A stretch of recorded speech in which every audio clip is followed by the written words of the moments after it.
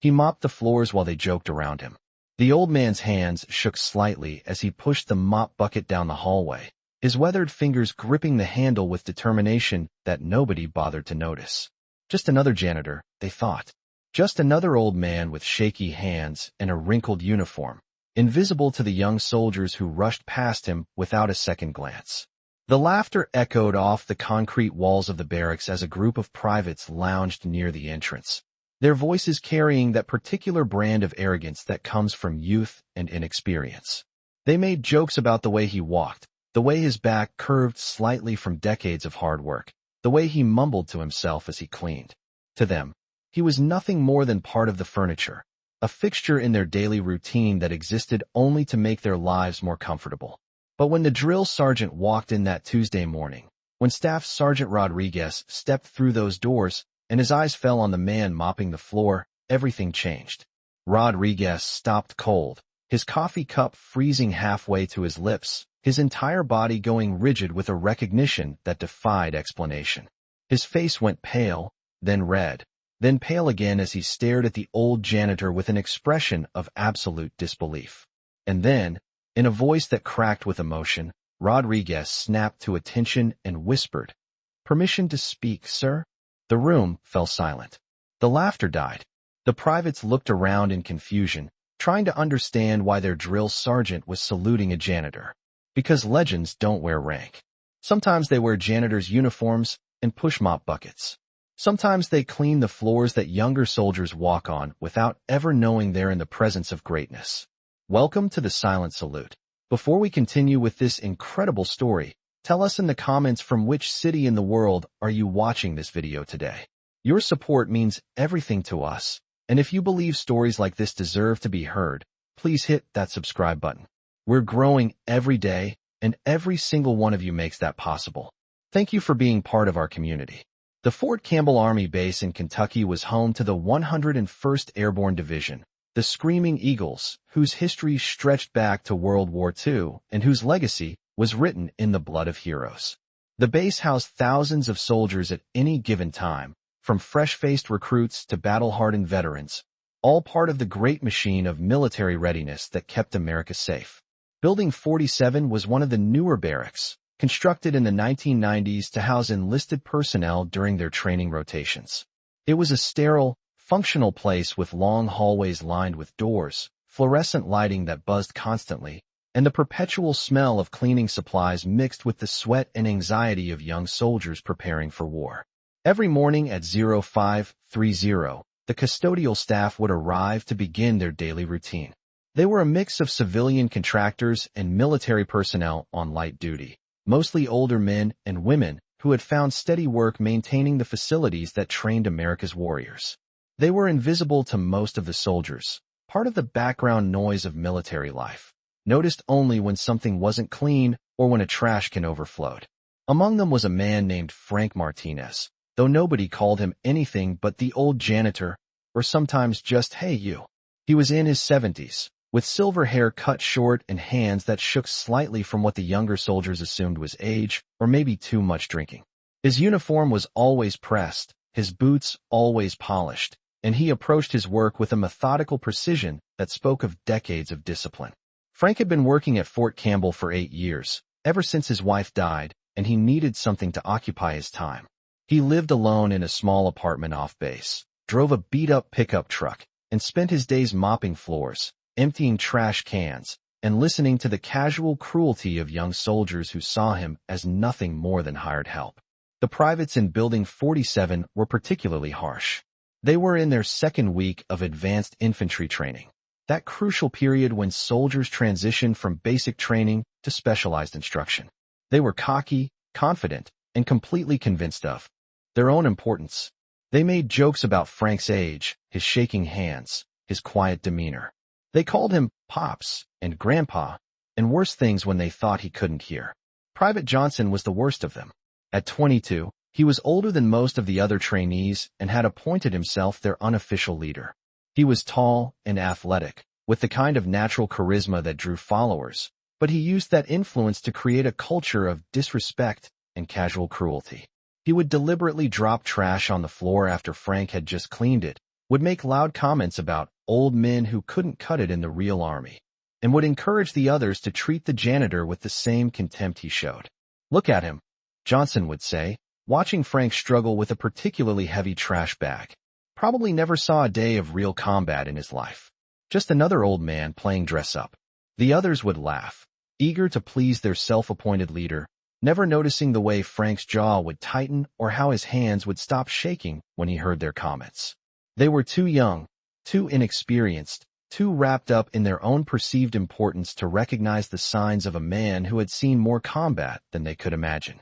Frank never responded to their taunts. He would simply continue his work, methodically cleaning each area with the same careful attention to detail that had once saved lives in places they couldn't pronounce. He had learned long ago that some battles weren't worth fighting, that sometimes the best response to ignorance was silence and the quiet dignity of a job well done. But inside, Frank carried memories that would have broken lesser men. He remembered the smell of jungle rot and cordite, the sound of incoming mortars, the weight of wounded comrades on his shoulders. He remembered night patrols through enemy territory, firefights that lasted for hours, and the faces of young soldiers who had trusted him to bring them home alive. Most of all, he remembered a day in 1968 when he was 26 years old and serving as a staff sergeant with the 173rd Airborne Brigade in Vietnam. A day when his unit had been ambushed, when everything had gone wrong, when the only thing standing between his men and annihilation was one soldier with a machine gun and the will to use it. That day had changed everything. It had earned him medals he never talked about, recognition he never sought, and a reputation that had followed him through the rest of his military career. But it had also cost him things that medals couldn't replace: friends, innocence, and the ability to sleep through the night without seeing the faces of the men he'd killed to save the men he loved. Frank had retired from the Army in 1988 after 26 years of service, most of it spent in special operations units that didn't officially exist. He'd held ranks and positions that were classified, participated in missions that would never be declassified, and earned commendations that would never be publicly acknowledged. But to the young soldiers at Fort Campbell, he was just an old man with shaky hands who cleaned their toilets. On that Tuesday morning, Frank arrived at Building 47 at his usual time, 0530 sharp. He signed in with the duty sergeant, collected his cleaning supplies, and began his routine. First floor, east wing, then west wing, then up to the second floor. Systematic, methodical, thorough. The same pattern he'd followed for 8 years. The same attention to detail that had once made him one of the most effective soldiers in the United States Army. The privates were already gathered in the common area, preparing for their morning formation. They were loud, boisterous, full of the nervous energy that comes from being young and trying to prove something. Johnson was holding court, as usual, regaling his audience with stories of his weekend exploits and his opinions on everything from military strategy to the inadequacy of the base's support staff. "I swear, they need to get some younger people in here," Johnson was saying, gesturing toward Frank as he mopped the floor nearby. "Look at that guy. His hands shake so bad, he can barely hold the mop. Probably takes him twice as long to clean anything." The others laughed, encouraged by Johnson's confident demeanor. Private Williams, a kid from Ohio who was desperate to fit in, chimed in with his own observation. "Yeah, and did you see how he walks? Like he's carrying a load of bricks or something. Old man's probably got arthritis in every joint." Frank continued mopping, his movements steady and precise despite the tremor in his hands. He'd heard variations of this conversation hundreds of times over the years, and he'd learned to tune it out. These kids didn't know any better. They were products of a society that valued youth over experience, flash over substance, noise over wisdom. But as Johnson continued his commentary, his voice growing louder and more mocking, Frank found himself thinking about other young soldiers he'd known. Soldiers who had started out just as cocky, just as sure of themselves, just as convinced that age was a weakness and experience was irrelevant. Some of them had learned better. Others had died before they got the chance. "I bet he never even saw combat," Johnson was saying now, his voice carrying clearly across the room. "Probably spent his whole career pushing papers in some supply depot. Now he's living out his military fantasy by wearing a uniform and pretending to be important." The laughter was louder now, more cruel. Even some of the soldiers who normally wouldn't participate in Johnson's mockery were grinning, caught up in the mob mentality that he created so effortlessly. They were all looking at Frank now, watching his reaction, waiting to see if the old man would finally snap. Frank didn't snap. He finished mopping the section he was working on, wrung out the mop with steady hands, and moved the bucket to the next area. But something in his posture had changed, something subtle that only a trained observer would notice. His shoulders were straighter, his steps more measured, his head held at an angle that suggested he was listening to something beyond the cruel laughter of ignorant children. That's when Staff Sergeant Rodriguez walked in. Rodriguez was a career soldier, 38 years old with 16 years of service under his belt. He'd served in Iraq and Afghanistan, had seen real combat, real soldiers, real heroes. He commanded respect through competence rather than cruelty, and his men followed him because they trusted his judgment and his commitment to their welfare. He'd been coming to Building 47 for his weekly inspection, a routine check to make sure the training facilities were being properly maintained. It was a boring administrative task, the kind of duty that every NCO had to perform, but nobody particularly enjoyed. He was thinking about his report, about the checklist he needed to complete, about the dozen other tasks waiting for him back at his office. But when he stepped through the doors and saw Frank mopping the floor, everything changed. Rodriguez stopped so suddenly that the private behind him nearly collided with his back. His coffee cup, which had been halfway to his mouth, froze in midair as his eyes locked onto the old janitor's face. For a moment, he couldn't breathe, couldn't think, couldn't process what he was seeing. Because Rodriguez recognized that face. Not from Fort Campbell, not from any recent interaction, but from a photograph that hung in the halls of the Airborne Museum at Fort Bragg. A black and white image of a young soldier receiving the Medal of Honor from President Johnson, his face serious and his eyes carrying the weight of what he'd done to earn that recognition.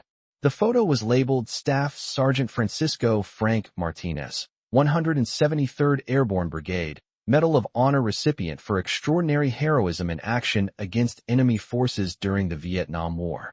Rodriguez had studied that photograph a dozen times during his visits to the museum. He'd read the citation, memorized the details of the action that had earned Martinez the nation's highest military honor. The story was legendary among paratroopers. How Martinez had single-handedly held off 2 companies of North Vietnamese regulars. How he'd saved the lives of 43 wounded soldiers. How he'd fought for 6 hours with multiple wounds until reinforcements arrived.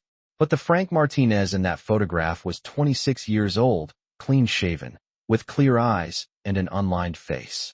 This man was 70-something, with silver hair and weathered skin and hands that shook from decades of carrying weights that younger soldiers couldn't imagine. Rodriguez's mind reeled as he tried to reconcile the image in his memory with the reality before him. It was impossible.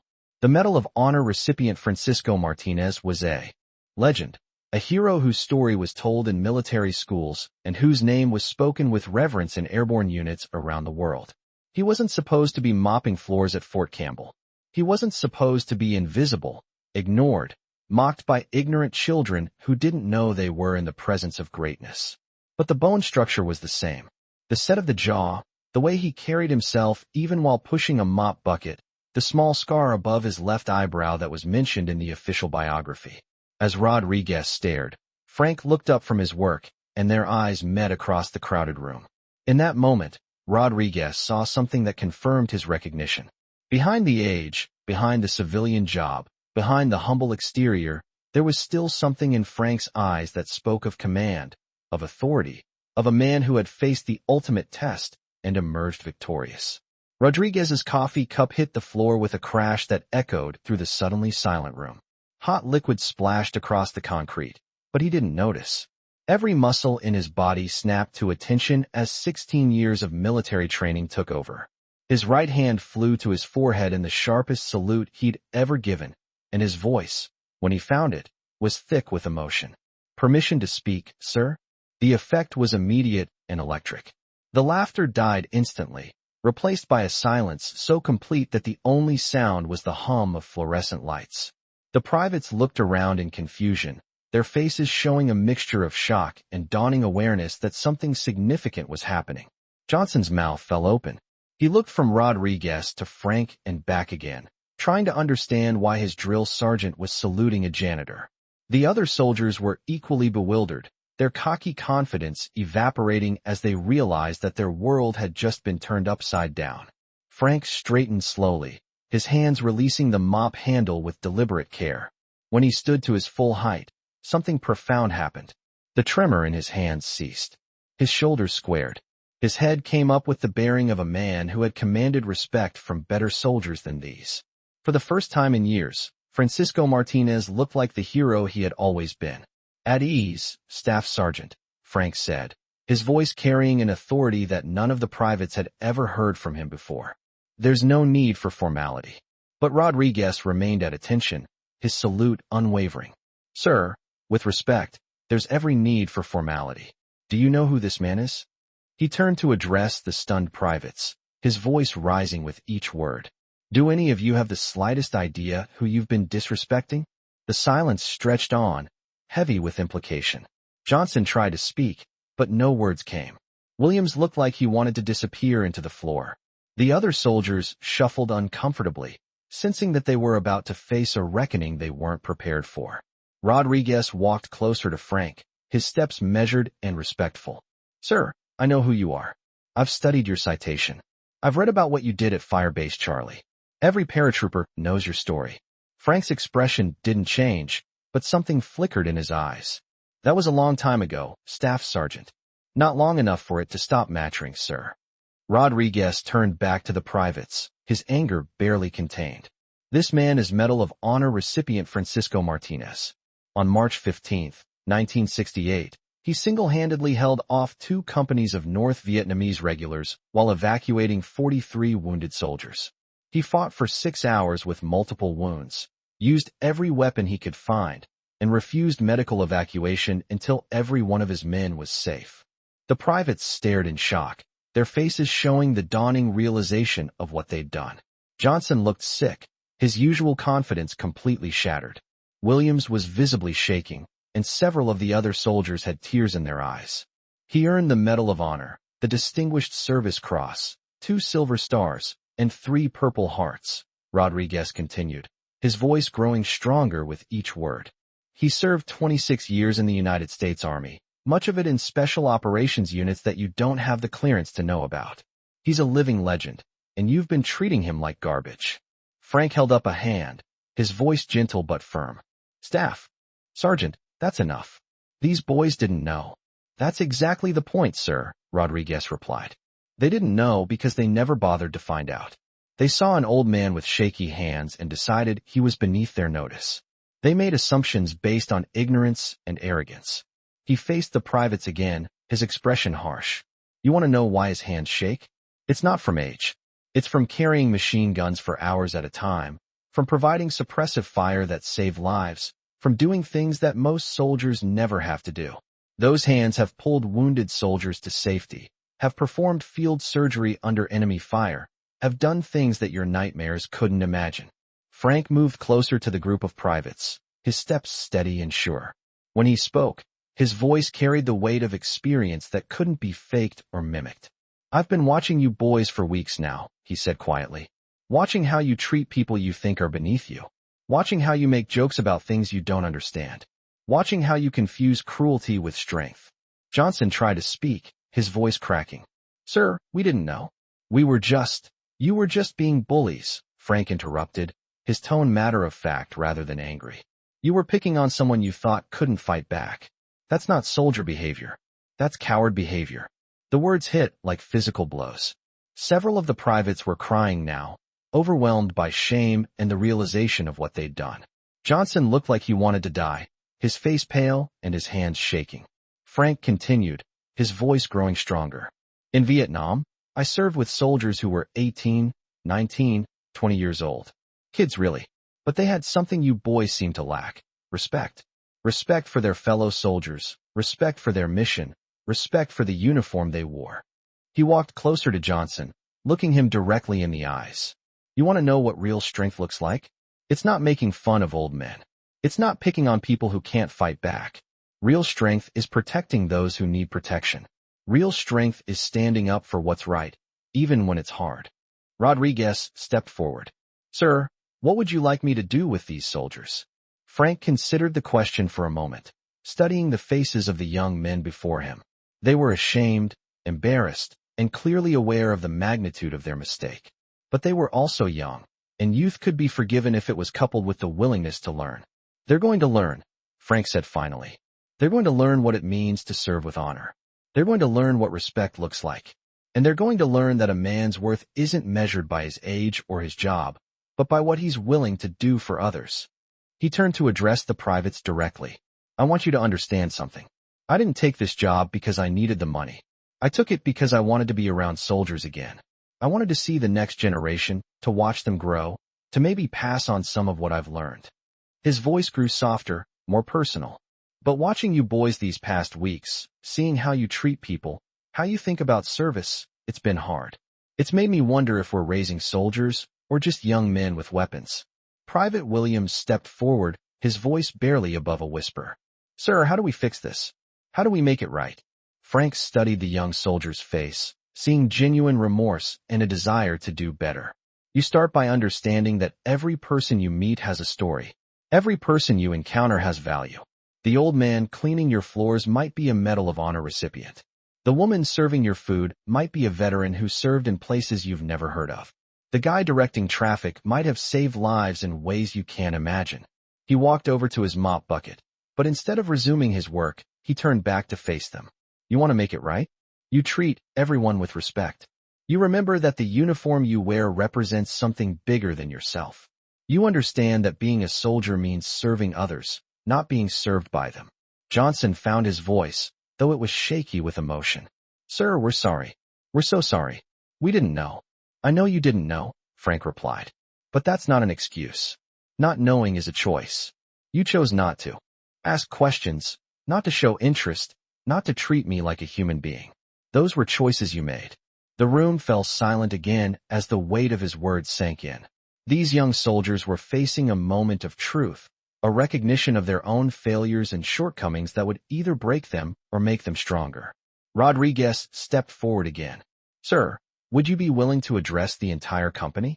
I think every soldier on this base needs to hear what you have to say. Frank shook his head. I'm not here to give speeches, Staff Sergeant. I'm here to do my job. But if these boys want to learn, if they want to understand what service really means, then maybe we can talk. He looked around the room at the faces of the young soldiers, seeing something different in their expressions now. The arrogance was gone, replaced by something more valuable, humility and the desire to do better. The Medal of Honor isn't just a piece of metal, Frank continued. It's a responsibility. It means you've been entrusted with upholding the highest standards of military service. But more than that, it means you've learned that sometimes you have to sacrifice everything for the people who depend on you. He walked closer to the group, his presence commanding attention in a way that had nothing to do with rank or authority and everything to do with earned respect. That day in Vietnam, when I held off those 2 companies, I wasn't thinking about medals or recognition. I was thinking about the 43 wounded soldiers who needed to get home to their families. I was thinking about doing my job, which was to protect the people who couldn't protect themselves. Frank's voice grew stronger as he spoke, the memories bringing back the intensity of that long-ago day. I fought for 6 hours with a bullet in my shoulder and shrapnel in my leg. I used every weapon I could find, every piece of cover, every trick I'd learned. Not because I was brave, but because I didn't have a choice. Those soldiers were counting on me, and I couldn't let them down. The privates listened in rapt attention, their earlier mockery replaced by genuine respect and fascination. This wasn't a story from a textbook or a movie. This was real, lived experience from a man who had faced the ultimate test and emerged victorious. When the reinforcements finally arrived, Frank continued. I had been fighting alone for almost 6 hours. I was out of ammunition, running on adrenaline and stubbornness. But every one of those 43 soldiers made it out alive. That's what mattered. That's what the medal represents. Johnson stepped forward, his voice respectful and sincere. Sir, what can we do to honor what you've done? How can we show the respect you deserve? Frank smiled for the first time since Rodriguez had recognized him. You honor it by being better soldiers than you were yesterday. You honor it by treating every person you meet with dignity and respect. You honor it by remembering that the uniform you wear was paid for with blood, and you have a responsibility to be worthy of that sacrifice. He looked around the room one more time, seeing the transformation in their faces. The real test of a soldier isn't how well he shoots or how fast he runs. It's how he treats the people who can't fight back. It's whether he stands up for what's right, even when it's hard. It's whether he remembers that service means putting others before yourself. Rodriguez nodded, understanding the profound lesson that was being taught. Sir, with your permission, I'd like to recommend these soldiers for additional training in military history and ethics. They need to understand not just what we do, but why we do it. That's a good idea, Staff Sergeant, Frank replied. But more than that, they need to understand that every person they meet has value. Every person has a story. Every person deserves to be treated with dignity. He picked up his mop handle again, but this time there was something different in his posture. He wasn't just the old janitor anymore. He was Francisco Martinez, Medal of Honor recipient, standing in a room full of young soldiers who finally understood who they were looking at. I'm going to finish cleaning this floor, he said, his voice carrying the quiet authority of a man who had earned the right to speak. Not because I have to, but because it's my job, and I believe in doing my job well. That's what soldiers do.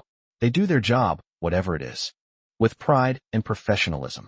As Frank resumed his work, the privates watched in silence, seeing him with completely different eyes. The shaking hands were no longer a sign of weakness, but a testament to years of service and sacrifice. The humble job was no longer something to mock, but an example of dignity in work. The quiet demeanor was no longer something to exploit, but a model of strength that didn't need to prove itself. Rodriguez gathered the soldiers together, his voice carrying a new level of respect and authority. You've just been given a gift, he told them. You've been allowed to see what real heroism looks like. Not the Hollywood version, not the video game version, but the real thing. A man who did extraordinary things and then went back to living an ordinary life, serving others in whatever way he could. He looked at each of them individually, making sure his words sank in. I don't ever want to hear about any of you disrespecting support staff again. I don't want to hear jokes about people's age or appearance or job. You will treat every person on this base with the respect they deserve, because you never know when you might be in the presence of greatness. As the morning progressed and the story spread throughout the base, something remarkable began to happen. Soldiers who had never paid attention to Frank began to seek him out, not to gawk or to ask for autographs, but to show respect and to learn.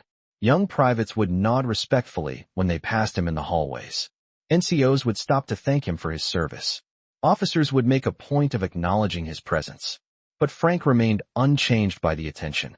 He continued to do his job with the same methodical precision, the same quiet dignity, the same commitment to excellence that had characterized his entire life. He didn't want special treatment or recognition. He simply wanted to do his work and maybe, in some small way, to influence the next generation of soldiers. The privates from Building 47 became his most devoted students. They would arrive early to help him with his cleaning duties, not because they were ordered to, but because they wanted to spend time with him, to learn from him, to understand what it meant to serve with honor. They asked questions about his experiences, about the lessons he'd learned, about what it took to be a real soldier. Frank answered their questions patiently, sharing stories not of glory and heroism, but of ordinary soldiers doing extraordinary things because it was their job. He talked about the importance of taking care of your equipment, of looking out for your fellow soldiers, of never giving up even when everything seemed hopeless. Most importantly, he taught them that true strength came not from dominating others, but from lifting them up. That real courage wasn't the absence of fear, but the decision to do what was right despite being afraid. That honor wasn't something you demanded, but something you earned through consistent actions over time. As the weeks passed, the transformation in the soldiers was remarkable. They became more respectful, more professional, more aware of their responsibilities as representatives of the United States Army. They began to understand that wearing the uniform was a privilege, not a right, and that every action they took reflected on the institution they served. Frank watched their growth with quiet satisfaction, knowing that he had played a small part in shaping the next generation of warriors. He had taken young men who were consumed with their own importance and taught them what service really meant. He had shown them that true heroism wasn't about seeking recognition, but about doing what was right regardless of who was watching. Sometimes a legend walks among us in the most unexpected forms. Sometimes a hero wears a janitor's uniform and pushes a mop bucket. Sometimes the greatest warriors are the ones who continue to serve long after the battles are over, who find meaning in humble work and dignity in helping others. Francisco Martinez had earned his place in military history 55 years ago in a jungle halfway around the world. But his real victory was happening every day at Fort Campbell, in the way he treated others with respect, in the example he set for young soldiers, in the quiet dignity with which he approached even the most mundane tasks. The Medal of Honor around his neck was a symbol of one extraordinary day. But the man who wore it was proof that true heroism isn't a single moment of glory. It's a lifetime of service, sacrifice, and commitment to something greater than yourself. The young soldiers who had once mocked his shaking hands now understood that those hands had saved lives, had held weapons in defense of freedom, had performed acts of courage that would echo through history. They had learned that respect isn't something you give based on someone's job or age or appearance. It's something you give because every person has value, every person has a story, and every person deserves to be treated with dignity. As Frank finished his shift that day, as he cleaned his equipment and prepared to return to his small apartment, he reflected on the lesson that had been learned. It wasn't really about him or his medals or his military service. It was about the fundamental truth that every person matters, that every job has dignity, and that true strength comes from serving others. The laughter that had once followed him down the hallways was gone, replaced by respectful nods and genuine appreciation. The mocking comments about his age and appearance had been replaced by questions about his experiences and requests for his wisdom. The young soldiers who had once seen him as beneath their notice now competed for the chance to work alongside him, to learn from him, to understand what it meant to be a real soldier. But perhaps most importantly, they had learned that heroism doesn't always wear bars and stars. Sometimes it wears work clothes and carries a mop bucket. Sometimes it shows up every day to do a job that others might consider beneath them. Sometimes it's found in the quiet dignity of a man who has already proven everything he needs to prove, but continues to serve because service is who he is, not just what he does. This story was brought to you by the Silent Salute. Before we leave you today, here's our question. Have you ever known someone who never asked for recognition but deserved more than anyone else? Someone who worked quietly in the background, who faced disrespect with dignity, who continued to serve even when no one was watching. Tell us in the comments what they meant to you and how they changed your perspective on what real strength looks like. And if you think stories like this need to be heard, if you believe that the quiet heroes among us deserve to have their stories told, hit that subscribe button to support the channel. We'll see you in the next one, where we'll continue to share the stories of extraordinary people who remind us that true greatness often comes in the most unexpected packages.